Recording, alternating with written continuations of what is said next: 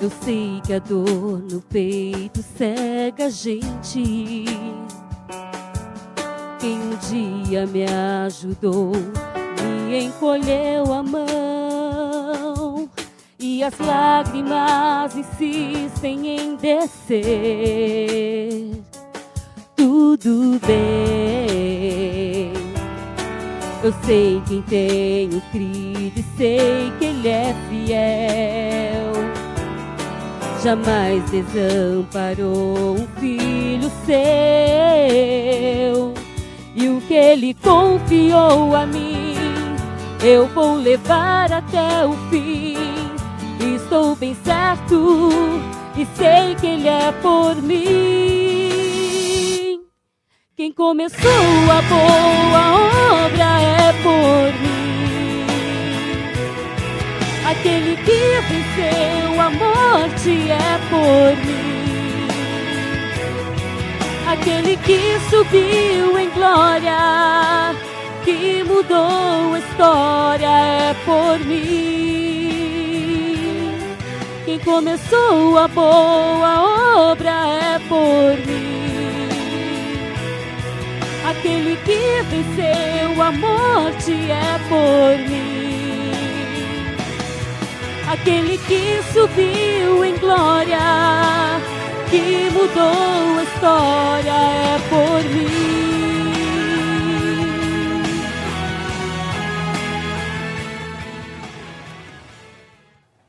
No programa de hoje estaremos recebendo a visita da senhora Romina Miranda. Ela é jornalista, escritora e editora da revista Anônimos.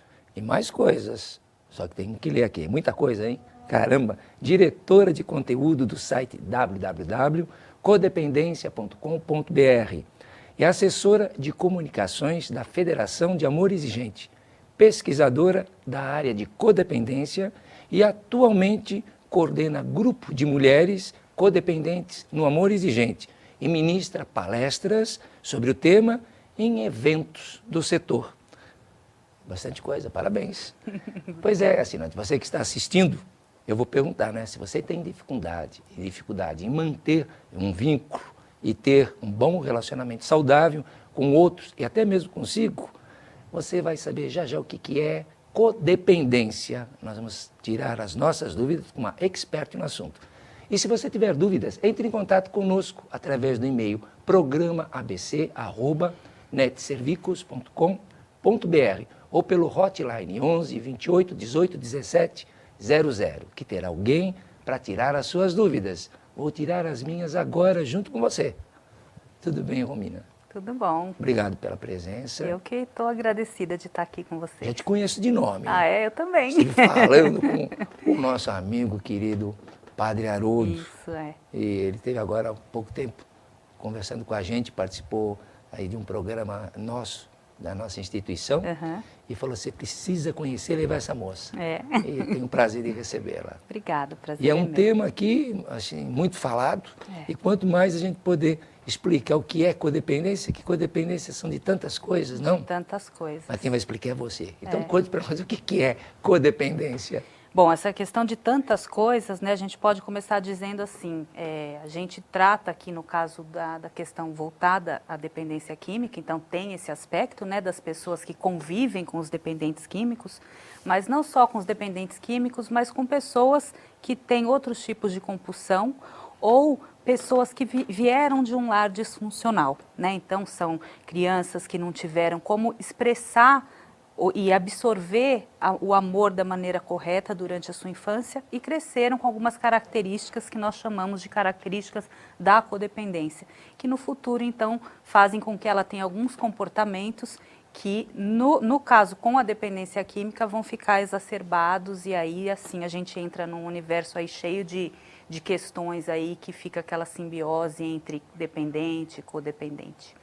Basicamente é isso. E assim, tem características, não tem, assim, Tem. que chamam a atenção? E quais seriam essas características? Então, focando um pouquinho mais na questão das pessoas que convivem com os dependentes, que é aquilo que a gente está trabalhando mais enfaticamente agora, o codependente ele tem várias características que infelizmente são difíceis até para ele perceber e se conscientizar como uma pessoa portadora de um transtorno também, né? Porque no caso da convivência com o adicto, com o dependente, a gente sempre acha que o problema é só ele, que é ele que tem que se cuidar, que ele é a causa de todo o problema, sendo que, na verdade, o codependente carrega a sua parcela também nessa história toda, né? Então, ele tem algumas características básicas e uma delas é a negação, onde ele nega a doença do outro, minimiza, né, que o seu ente querido tenha dependência ou alcoolismo, enfim, e, obviamente, também a sua codependência. Então, a negação. A culpa, né? Ele carrega muita culpa, aquela história de onde foi que eu errei, o que eu faço de errado para ele usar, então se ele usa, o que eu fiz agora, sempre carregando a culpa na relação.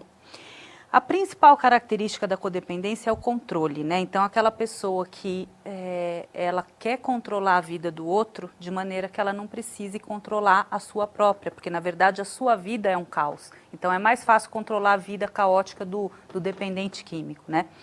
Então, além disso, a gente tem a raiva, tem a culpa, tem a negação, como eu já disse, a vergonha. Então, são várias características que formam o quadro da codependência. E que, infelizmente, se o codependente não se conscientizar portador desse transtorno, ele não vai ajudar em nada na recuperação do doente dependente, aí no caso. Mas assim, não se torna um tanto difícil, por exemplo, a esposa de um alcoólico que é agressivo. Como é que ela vai perceber se ela acaba entrando no jogo, assim, das ofensas verbais, quando não da física, as ameaças com os filhos? Como é que ela vai perceber? Ela está sendo ofendida, ela está sendo machucada na moral, nos afetos. Como é que ela vai fazer essa desconexão de perceber que é uma codependente se ela é oprimida pelo dia a dia? Na verdade, aí é que está a grande questão, né? Essa opressão, na verdade, a pessoa precisa perceber até que ponto que ela está permitindo tudo isso, né? Porque só fazem com a gente aquilo que a gente permite que façam.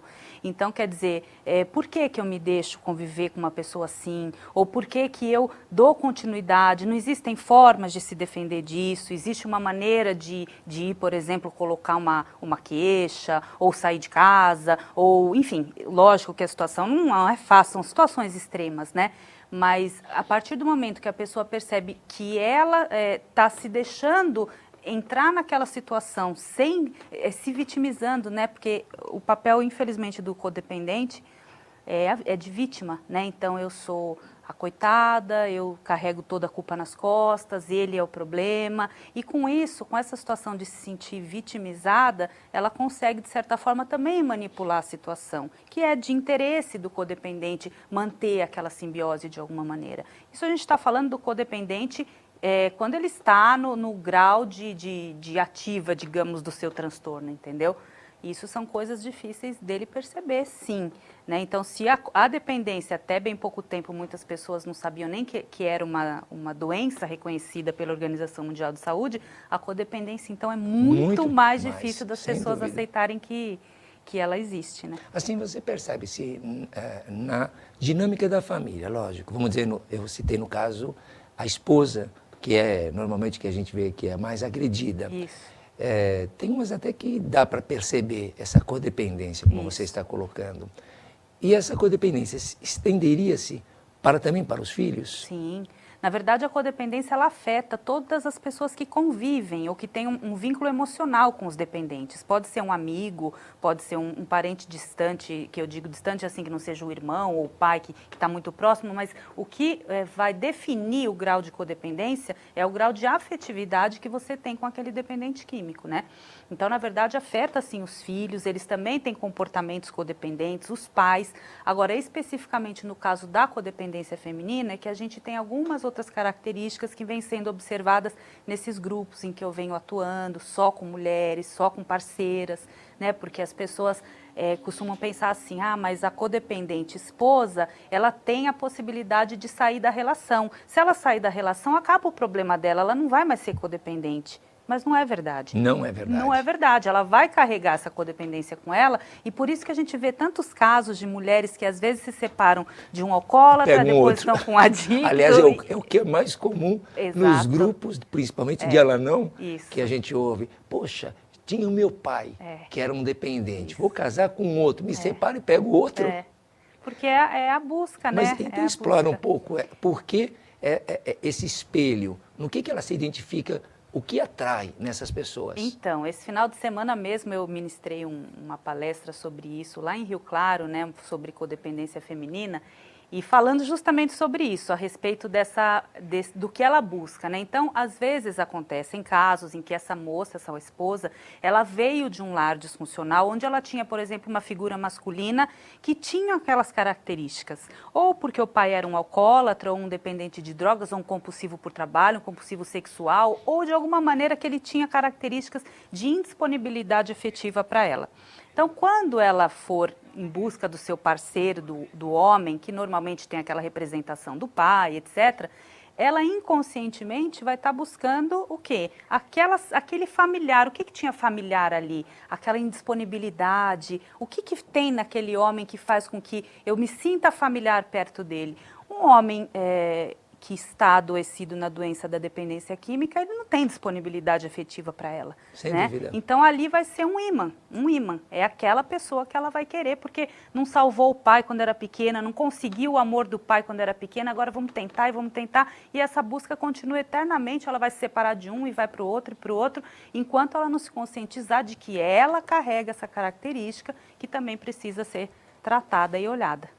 Parabéns, gostei da resposta. Obrigada. E no caso dos filhos? Então, os filhos aí assim, né, as questões, infelizmente, às vezes acarretam em escolhas também no futuro, né? Então, por exemplo, um filho essa mesma pessoa que a gente está falando, que conviveu com esse pai, no futuro esse filho pode vir a ter que desenvolver relações codependentes para continuar aquela busca daquilo que ele não conseguiu enquanto pequeno, Ou seja, né? todos, por essa indisponibilidade afetiva, acabam querendo buscar ou fazer alguma coisa por aquela pessoa, que ainda está no inconsciente. Exatamente. Infelizmente, né? Muito bom, muito bom.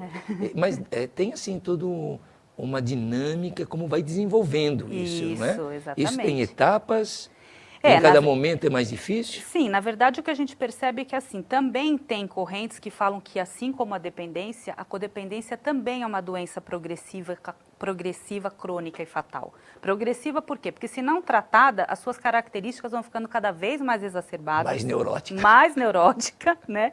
Progressiva, crônica, porque também você sempre tem que estar atenta, a sua codependência ela não é uma coisa que vai ser curada de hoje para amanhã, não vou ter mais essas escolhas, não, eu vou ter que estar sempre atenta.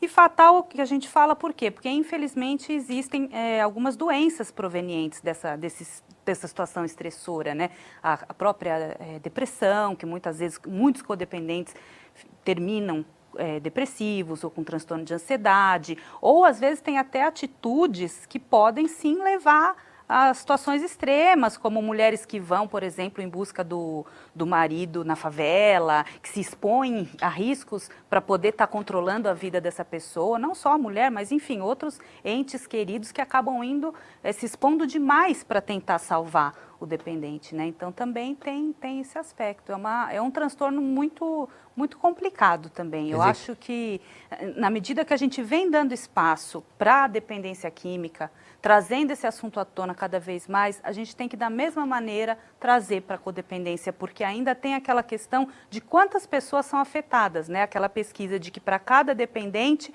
no mínimo temos 4 codependentes, que são as pessoas que...